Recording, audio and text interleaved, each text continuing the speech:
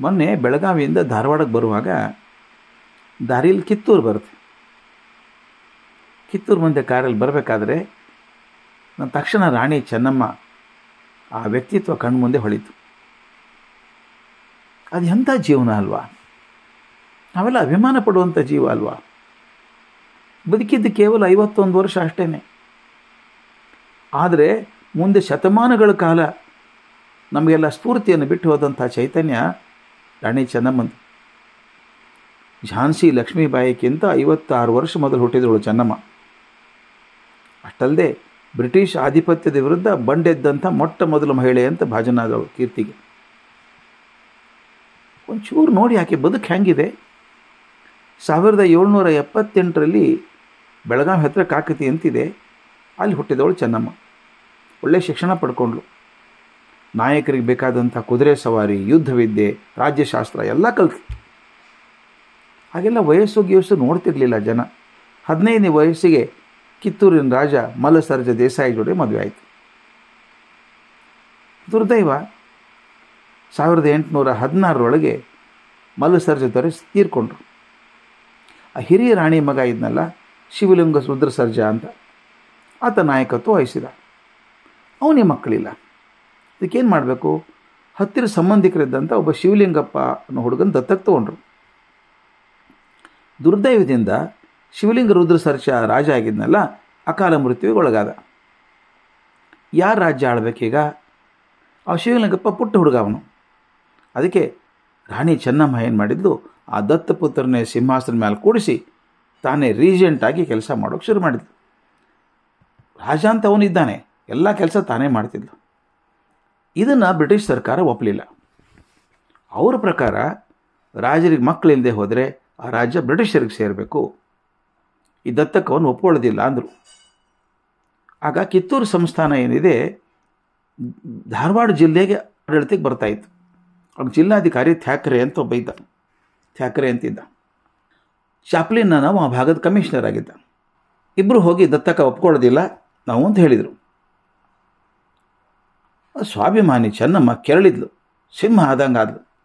ಇವ್ರು ಯಾರ್ರೀ ನಮ್ಮ ರಾಜ್ಯ ಒಪ್ಸೋ ಕೇಳೋರು? ಎಲ್ಲಿಂದ ಬಂದವರು? ನಾವು ದತ್ತಕ್ಕೆ ತೊಗೊಂಡ್ರೆ ಇವ್ರಿಗೇನು ಸಂಬಂಧ? ನಮ್ಮ ರಾಜ್ಯಕ್ಕೆ ಯಾರನ್ನಾದರೂ ರಾಜ ಮಾಡ್ಬೋದಪ್ಪ ನಾವು, ಇವ್ರು ತಂದದ್ದ? ಆಕೆ ಕೇಳ್ತಾಳೆ, ನಮ್ಮ ನೆಲ ಇದು, ಈ ನೆಲ ಏನು ಅವ್ರು ತಂದ್ರ? ಈ ನೆಲಕ್ಕೆ ಏನು ರಕ್ತ ಬೆವರು ಹರಿಸಿದ್ದಾರೆ ಅವರು ಅಂತ ಗುಡುಗಿದ್ಲು. ಆ ಬ್ರಿಟಿಷ್ ಸೈನ್ಯ ಕೇಳಲಿಲ್ಲ. ಥ್ಯಾಕ್ರೆ ನೇತೃತ್ವದೊಳಗೆ ಕಿತ್ತೂರಿನ ಮೇಲೆ ದಾಳಿ ಮಾಡಿತು. ಈ ಚೆನ್ನಮ್ಮ ರಾಣಿಯ ನೇತೃತ್ವದ ಸೈನ್ಯ ರುದ್ರಾವತಾರ ತಾಳಿ ಮುನ್ನುಗ್ಗಿ ಅವ್ರನ್ನ ಧೂಳಿಪಟ ಮಾಡ್ತು. ಥ್ಯಾಕ್ರೆ ಸತ್ತೋದ.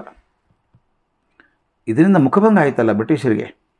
ಆ ಚಾಪ್ಲಿನ್ ಏನಿದ್ದ ಅಧಿಕಾರಿ ಈ ಬಾರಿ ಏನು ಮಾಡಿದ, ಮೈಸೂರು, ಶೋಲಾಪುರ ಎಲ್ಲ ಕಡೆಯಿಂದ ಬಹುದೊಡ್ಡ ಸೈನ್ಯ ತಂದು ಕಿತ್ತೂರು ಕೋಟೆ ಮುಟ್ಟಿದ. ಆ ಕೋಟೆಯನ್ನು ಹೊರಗಿಂದ ಮಾತ್ರ ಭೇದಿಸ್ಲಿಕ್ಕೆ ಆಗಲಿಲ್ಲ ಅವನಿಗೆ. ಅವನೇನು ಮಾಡಿದ ಗೊತ್ತಾ? ಇದೇ ಸ್ವಭಾವ ಅವ್ರದ್ದು. ಹೊರಗಡೆಯಿಂದ ಮಾತ್ರ ಭೇದ ಮಾಡೋಕ್ಕೆ ನೋಡಲಿಲ್ಲ, ಒಳಗಡೆಯಿಂದ ಭೇದ ಮಾಡೋಕ್ಕೆ ನೋಡಿದ. ಮಲ್ಲಸರ್ಜ ಸಾವಿನ ನಂತರ ಸಿಂಹಾಸನ ಕಣ್ಣಿಟ್ಟು ಕೂತಿದ್ರಲ್ಲ ಈ ಮಲ್ಲಪ್ಪ ಶೆಟ್ಟಿ, ಶಿವಬಸಪ್ಪ ಮತ್ತು ವೆಂಕಟರಾವ್, ಇಂಥ ದೇಶದ್ರೋಹಿಗಳನ್ನು ತನ್ನ ಕಡೆ ಸೆಳ್ಕೊಂಡ. ಕೋಟೆ ಒಳಗಡೆ ಭೇದ ಮಾಡಿದ. ಕೋಟೆ ಹೊರಗಿಂದ ಭೇದ ಮಾಡೋಕ್ಕೆ ಹೋಗಲಿಲ್ಲ, ಒಳಗಡೆ ಭೇದ ಮಾಡಿದ. 12 ದಿವಸ ಘನಘೋರ ಯುದ್ಧ ನಡೀತು. ಕಿತ್ತೂರು ಚೆನ್ನಮ್ಮನ ಶೌರ್ಯ ನೇತೃತ್ವಗಳು ಲಾವಣಿ ಪದ ಆಗಿದ್ದವರು. ಇವತ್ತು ಜನ ಹಾಡ್ತಾರೆ, ಅದನ್ನು ನೆನೆಸ್ಕೊಂಡ್ರೆ ರೋಮಾಂಚನ ಆಗುತ್ತೆ. ಆದರೆ ಕಿತ್ತೂರಿನ ಕೋಟೆ ಗೋಡೆಗಳಿಗೆ ಈ ಬ್ರಿಟಿಷರು ತೋಫಿನ ಗುಂಡು ಬಡಿದ್ರೆ ಅದಕ್ಕೆ ಪ್ರತಿಯಾಗಿ ಕಿತ್ತೂರಿನ ತೋಫುಗಳು ಹಾರಲೇ ಇಲ್ಲ. ಹಾರಲಿಲ್ಲ ಅಂದರೆ ಹಾರಿಸಲಿಲ್ಲ ಅಂತಲ್ಲ. ಈ ದೇಶದ್ರೋಹಿಗಳಾದಂಥ ಶಿವಬಸಪ್ಪ, ಮಲ್ಲಪ್ಪ ಶೆಟ್ಟರು ಆ ತೋಫಿನ ಗುಂಡಿನ ಆಗ್ರಹ ಇತ್ತಲ್ಲ, ಗುಂಡು ಇಟ್ಕೊಂಡಿದ್ರಲ್ಲ ಕಾಯ್ದು, ಅದಕ್ಕೆಲ್ಲ ಸಗಣಿ ನೀರು ಸೇರಿಸ್ಬಿಟ್ಟಿದ್ರು. ಯಾವುದೂ ಹಾರು ಹಾಗೆ ಇಲ್ಲ. ಆಯುಧಗಳಿಲ್ಲದಿದ್ರೆ ಹೆಂಗೆ ಹೋರಾಡ್ತಾಳೆ ರಾಣಿ? ಅವ್ರ ಸಂಚಿಗೆ ಬಲಿಯಾಗಿ ರಾಣಿ ಚೆನ್ನಮ್ಮ ಸೆರೆಯಾದ್ಲು. ಆವತ್ತಿನ ದಿವಸ ಕಿತ್ತೂರಿನ ಧ್ವಜ ಕೆಳಗಿಳಿದು ಬ್ರಿಟಿಷರ ಯೂನಿಯನ್ ಜಾಕ್ ಧ್ವಜ ಮೇಲೆ ಇರ್ತು. ರಾಣಿನ ಬೈಲ್ಹೊಂಗಲ್ ಜೈಲಲ್ಲಿ ಕಾಡಿಟ್ರು. ಜೈಲಲ್ಲಿ 5 ವರ್ಷ ಇದ್ಲು ಆಕೆ. ಫೆಬ್ರವರಿ 21, 1829ರಲ್ಲಿ ತನ್ನ ದೇಹ ಬಿಟ್ಲು ತಾಯಿ. ಇವತ್ತಿಗೂ ಸಮಾಧಿಯಲ್ಲಿದೆ ಬೈಲ್ಹೊಂಗಲಲ್ಲಿ. ನಾನು ಪ್ರತಿ ಸಲ ಬೈಲ್ಹೊಂಗಲಕ್ಕೆ ಹೋದಾಗ ಅಲ್ಲಿ ಹೋಗಿ ಬರ್ತೇನೆ. ಈ ದ್ರೋಹಿ ಮಲ್ಲಪ್ಪ ಶೆಟ್ಟಿ ಇದ್ನಲ್ಲ, ಎಂಥ ನಾಚಿಕೆಗೇಡು ವಿಷಯ. ಕಮಿಷನರ್ ಚಾಪ್ಲಿನ್ ಕಡೆಗೆ ಹೋಗ್ತಾನೆ. ನೋಡಿ ಸ್ವಾಮಿ, ನಾವೆಲ್ಲ ಸಹಾಯ ಮಾಡಿದ್ವಿ ನಿಮಗೆ, ಅವ್ರ ಮದ್ದು ಗುಂಡೆಲ್ಲ ಹುಸಿ ಆಗೋಂಗೆ ಮಾಡಿಬಿಟ್ಟಿದ್ದೀವಿ, ಅದು ನನ್ನನ್ನು ದೇಸಾಯಿ ಮಾಡಿ ಅಂತ ಕೇಳ್ಕೊಂಡ. ಚಾಪ್ಲಿನ್ ಹೇಳಿದ, ಹೌದು, ನೀವು ನಮಗೆ ಸಹಾಯ ಮಾಡಿದ್ದಕ್ಕೆ ನಿಮಗೆ ದೇಸಾಯಿ ಪಟ್ಟ ಕೊಡಬೇಕು. ಆದರೆ ನಿಮ್ಮ ನೆಲಕ್ಕೆ ನಿಮಗೆ ಅನ್ನ ಕೊಟ್ಟಂಥ ತಾಯಿಗೆ ದ್ರೋಹ ಬಗೆದಂಥ ನೀವು ನಮಗೆ ಋಣಿಯಾಗಿರ್ತೀರಾ ನೀವು? ನಾಚಿಕೆ ಬರಲ್ಲ ನಿಮಗೆ? ನಿಮ್ಮ ನೆಲಕ್ಕೆ ದ್ರೋಹ ಬಗೆದವರು, ಅನ್ನ ಕೊಟ್ಟಂಥ ಚೆನ್ನಮ್ಮನಿಗೆ ದ್ರೋಹ ಬಗೆದಂಥವ್ರು ನೀವು ನಮಗೆ ಋಣಿಯಾಗಿರ್ತೀರಾ ನೀವು? ಆಯಿತು, ನಿಮ್ಗೆ ಬಹುಮಾನ ಕೊಡ್ತೇನೆ ಅಂದ. ಏನು ಮಾಡಿದ ಗೊತ್ತಾ ಚಾಪ್ಲಿನ್? ಆ ಮಲ್ಲಪ್ಪ ಶೆಟ್ಟಿನ ದೊಡ್ಡ ತೋಫಿನ ಬಾಯಿಗೆ ಕಟ್ಟಿ ಒಳಗಡೆ ಮದ್ದಿಟ್ಟು ಹಾರಿಸ್ಬಿಟ್ಟ. ಆ ದ್ರೋಹಿ ದೇಹ ಚೂರಾಗಿ ಹಾರಿ ಹೋಯಿತು. ದೇಶದ್ರೋಹಕ್ಕೆ ಸರಿಯಾದ ಶಿಕ್ಷೆ ಸಿಕ್ತು. ಸ್ವಾಮಿ, ನಮ್ಮಲ್ಲಿಯೂ ಈಗಲೂ ಮಲ್ಲಪ್ಪ ಶೆಟ್ಟಿ ಅಂಥ ದ್ರೋಹಿಗಳಿದ್ದಾರೆ. ಮದ್ದಿಗೆ ಸೆಗಣಿ ನೀರು ಸೇರಿಸಲಿಕ್ಕಿಲ್ಲ. ಅದಕ್ಕಿಂತ ಭಯಂಕರವಾದ ಮತಭೇದವನ್ನು ಮಕ್ಕಳ ಮನಸ್ಸಲ್ಲಿ ಬಿತ್ತಾ ಇದ್ದಾರೆ. ಹಣದಾಸೆಗೆ ದೇಶದ ಗುಪ್ತ ವಿಷಯಗಳನ್ನು ಬೇರೆ ದೇಶಗಳಿಗೆ ಹಂಚೋರಿದ್ದಾರೆ. ಅದಕ್ಕಿಂತ ದ್ರೋಹಿಗಳು ಲಂಚ ಭ್ರಷ್ಟಾಚಾರಗಳಿಂದ ದೇಶದ ಹಣಕಾಸಿನ ವ್ಯವಸ್ಥೆಯನ್ನು ತಲೆಕೆಳಗೆ ಮಾಡಿದ್ದಾರೆ. ಮೈ ಉರಿತದೆ ಅಲ್ಲ? ಈ ಲಂಚ ತಗೊಳ್ಳೋದು ಶಾಪ. ಅದು ತಗೊಳ್ಳೋರಿಗೆ ಬುದ್ಧಿ ಇಲ್ಲ. ಲಂಚ ಕೊಡೋರು ಯಾರಾದ್ರು ಒಳ್ಳೆಯದಾಗಲಿ ಅಂತ ಹಾರೈಸಿ ಕೊಡ್ತಾರೆ, ನಿಮಗೆ ಹಾಳಾಗಿ ಹೋಗು ಅಂತ ಕೊಡ್ತಾರೆ.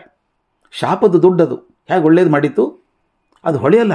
ದುಡ್ಡು ಸಿಕ್ಕಾಗ ಮತ್ತೆ ಇರುತ್ತಲ್ಲ ಮೈಗೆ, ಆ ಮತ್ತಿನಿಂದ ತೊಗೊಂಡ್ಬಿಡ್ತಾರೆ. ಒಂದು ಸಲ ಹೊಡೆತ ಕೊಡುತ್ತೆ. ಅದು ಯಾಕೆ ಕೊಡ್ತದೆ ಅಂದರೆ ಹೇಳೋಕ್ಕಾಗಲ್ಲ, ಹಂಗೆ ಹೊಡೆತ ಕೊಡುತ್ತೆ. ಅದು ನೆನೆಸ್ಕೋಬೇಕು ಅದನ್ನು. ಅಂಥವ್ರಿಗೆ ಶಿಕ್ಷೆ ಕೊಡೋದು ನಮ್ಮ ಕಡೆ ತೋಫು ಇಲ್ಲಲ್ಲ. ಈಗ ಅವನ್ನೆಲ್ಲ ತೋಫನಲ್ಲಿ ಹಾಕಿ ಉಡಾಯಿಸಿಬಿಡಬೇಕು ಅಂತ ಅನ್ನೋದಿಲ್ಲ ನಮ್ಮ ಕಡೆಗೆ. ಆದರೆ ನಾವೇನು ಮಾಡಬೇಕು ಗೊತ್ತಾ ಸ್ನೇಹಿತರೆ?